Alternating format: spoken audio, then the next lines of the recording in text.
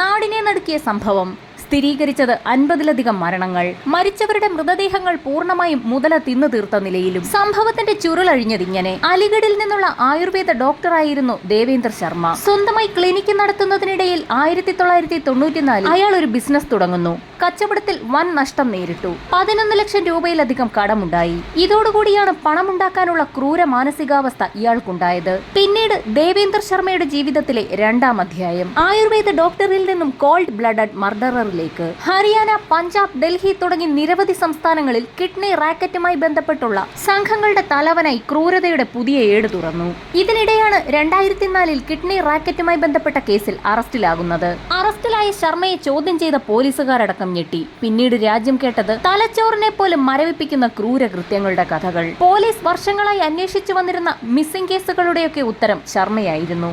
കൊന്നതിലേറെയും taxi, lorry ഡ്രൈവർമാരെ. കൊലപാതകമാകട്ടെ അവരുടെ വാഹനം ലക്ഷ്യമിട്ടും.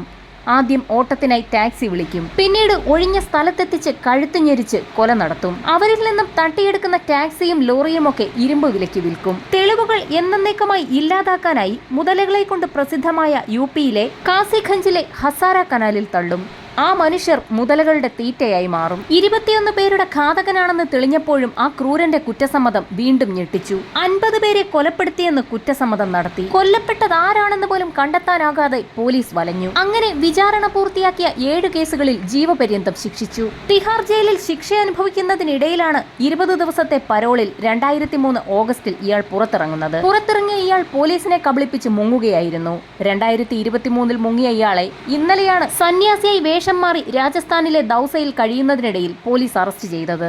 50-ലധികം ആളുകളെ അതിക്രൂരമായി കൊലപ്പെടുത്തി അവരുടെ മൃതശരീരം മുതലുകൾക്ക് തീറ്റയായി നൽകിയ ഇന്ത്യ കണ്ട ഏറ്റവും വലിയ സീരിയൽ സൈക്കോ കില്ലറെയാണ് അതിസാഹസികമായി ഡൽഹി പോലീസ് ഇന്നലെ വീണ്ടും വലയിലാക്കിയത്. ഇത്രയും ക്രൂരകൃത്യങ്ങൾ നടത്തിയ ഇയാൾക്ക് 2 തവണയാണ് പരോൾ ലഭിച്ചത്. 2020 പരോൾ ലഭിച്ചപ്പോൾ 7 മാസമാണ് ഇയാൾ പോലീസിനെ വെട്ടിച്ച് മുങ്ങി നടന്നത്. 2023 ഇയാൾക്ക് വീണ്ടും എങ്ങനെ പരോൾ കിട്ടിയെന്നുള്ള ചോദ്യമാണ് ഇപ്പോൾ ഉയരുന്നത്.